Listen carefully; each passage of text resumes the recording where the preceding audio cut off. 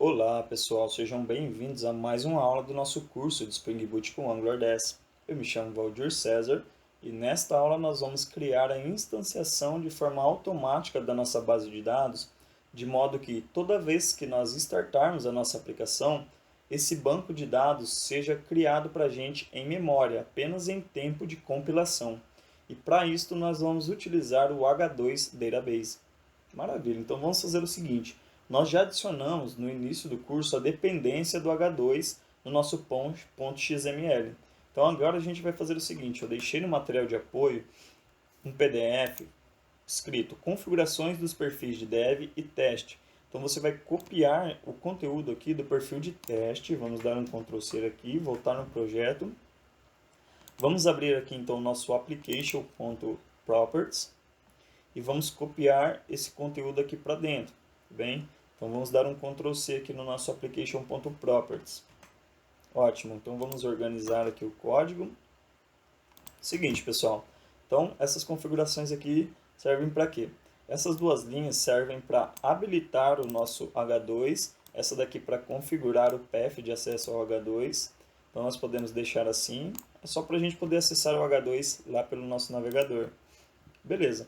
Então aqui ele fala que a plataforma é o H2 e ele passa o URL aqui como se fosse no MySQL, porém aqui é /teste, né? Ótimo. Aí ele tem um usuário e uma senha, que eu deixei padrão SA usuário e a senha vazia. E o driver aqui, que é o driver H2. Ótimo.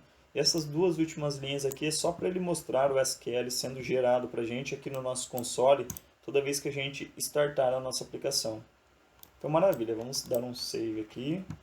Vamos fechar esse application.properties. Agora nós vamos fazer o seguinte, vamos abrir a nossa classe principal, Bookstore Application, e vamos criar uma instância de categoria e uma instância de livro e fazer as duas se conhecerem e salvá-la na nossa base de dados.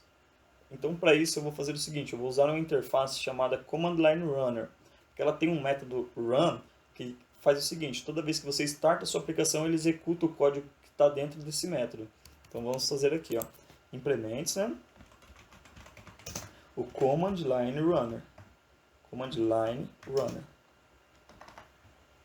Deixa eu aqui. Assim, é Command com 2M. Ótimo. Então vamos adicionar aqui o método não implementado, que é esse run. Maravilha. Então aqui a gente vai colocar aqui então uma categoria, que eu vou chamar de cat1, vamos apertar o Ctrl Shift O para ele importar a categoria. Ela vai receber uma nova categoria então. Ótimo, aí nós vamos selecionar essa segunda opção, que é a opção que possui o construtor com os parâmetros. Então a gente tem que passar o parâmetro. O primeiro parâmetro é o ID. O ID eu vou deixar nulo, porque é o próprio banco de dados que vai criar para mim. O nome eu vou colocar de informática, então vou colocar aqui informática. Beleza? E a descrição. Eu vou colocar livro de informática. Aqui, tá? Livro de TI. Ótimo. Então vamos colocar aqui um ponto e vírgula para ele parar de reclamar. Ótimo. Criamos então uma instância de categoria. Agora vamos criar uma instância de livro. Nós vamos colocar aqui livro L1 vai receber um new livro. Vamos selecionar o construtor com os parâmetros. Então ele pede o ID, eu vou deixar nulo porque o banco de dados vai criar. O título do nosso livro, eu vou colocar o Clean Code. Ótimo. Aí ele pede o nome do autor, então o nome do autor do livro Clean Code é o Robert Martin, se eu não me engano. Ótimo. Aí ele pede o texto. O texto, como a gente não tem o texto ainda do livro, eu vou colocar apenas Lorem Y. Depois você dá uma pesquisada aí o que significa Lorem Y, tá bem? É bem simples também. Ótimo, então colocamos aqui o Robert Martin, daí ele pede uma categoria. Você vê que ele já seleciona o nosso cat1, que é a única categoria que ele identificou aqui dentro do nosso método. E por padrão nós temos que ter uma categoria aqui que é mandatório para um livro, né? Então beleza, vamos deixar a categoria 1. Então o que acontece? Aqui o livro ele já conhece a sua categoria, porém a sua categoria ainda não conhece os seus livros. Então nós temos que fazer ela conhecer. Então vamos colocar assim, cat1.getLivros.add. Aí nós vamos fazer assim, não vou colocar apenas add, eu vou colocar add all, porque caso eu tenha mais de um livro que seja da categoria de informática, eu posso adicioná-los tudo de uma vez aqui. Então nós vamos colocar assim, arrays.aslist, e vou passar o L1 aqui, certo? Como argumento. Maravilha, agora a gente fez a categorias conhecer o seu livro e o livro conhecer a sua categoria. Só que apenas isso não basta, a gente não está informando ainda para a nossa aplicação que é para salvar essas informações na base de dados. Apenas instanciamos essas classes, certo? Então, para a gente salvar na base de dados, vocês se lembram que a camada que faz a persistência de dados é a camada de repository? Então, a gente tem que chamar aqui categoria repository para salvar ele na base de dados. Então, para isso, a gente precisa de uma instância de categoria repository. Vamos adicionar aqui, então, um AutoWired private, categoria repository. Ótimo, vamos chamar de categoria repository mesmo. Beleza, então nós vamos precisar também já para o livro. Já vamos instanciar aqui então um private livro repository. Vamos chamar de livro repository também. Beleza, agora é bem simples. Agora a gente pode fazer assim, para a gente salvar então. Essa é a camada de acesso a dados, lembra? Que é a camada de repository. Agora a gente faz assim, chama essa nossa instância aqui, this.categoria repository.saveAll. Então a gente pode salvar aqui várias categorias de uma vez só. Estou passando um arrays.aslist aqui, então colocamos cat1. Se eu tiver outra categoria, eu posso colocar aqui cat2, cat3 e assim sucessivamente. Daí ele vai persistir esses dados no nosso banco de dados. E vamos fazer o mesmo com o livro. Então this.livro repository.saveAll arrays.aslist, passando o L1. Maravilha, então vamos salvar aqui. Agora a gente vai fazer o teste e verificar se ele realmente está salvando na nossa base de dados, né? Então, com o botão direito sobre a classe principal, vamos selecionar Run As Spring Boot App. Vamos aguardar ele subir aqui para a gente. Então, se você ver aqui, essas duas linhas aqui para a gente, se você omitir elas lá no seu application.properties, o SQL não vai ser mostrado para você no seu console.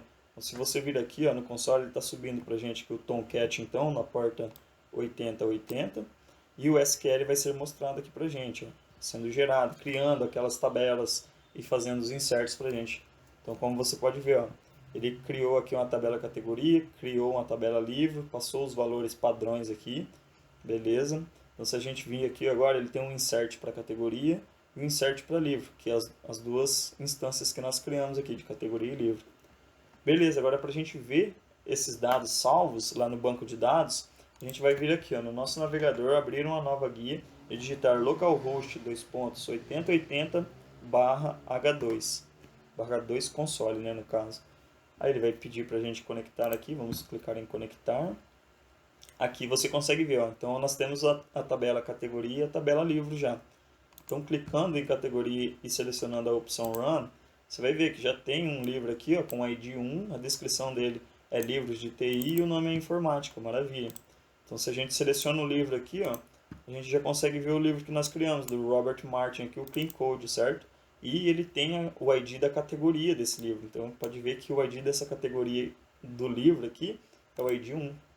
Maravilha, então era isso que a gente precisava mesmo para instanciar a nossa base de dados de forma automática.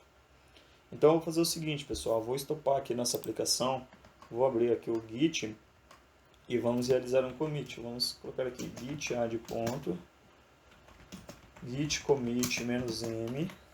Eu vou colocar aqui instância de forma automática da base de dados. Maravilha, vamos dar um git push aqui para ele subir então. Subiu a nossa alteração ali para o nosso GitHub. Então, pessoal, para esta aula é isso. Eu espero que vocês entendam como funciona o banco de dados H2. Como vocês podem ver agora, se você vir aqui no banco de dados H2 e tentar atualizar a página, se você clicar aqui para atualizar, ou aqui em cima mesmo, clique em continuar, ele já não vai encontrar mais, ele não vai conseguir recarregar porque nós estopamos a nossa aplicação. Ele só roda em tempo de compilação. Então, quando você compila o seu projeto ali, ele faz todo aquele processo de criação da base de dados para a gente, só para a gente conseguir verificar se realmente está persistindo as informações da forma que nós queremos. Então o H2 é muito bom para a gente realizar esse tipo de teste, tá bem? Antes de subir para a produção, antes de subir para o desenvolvimento. Espero que vocês tenham gostado da aula. Aguardo vocês para a próxima aula. Um forte abraço. Até mais.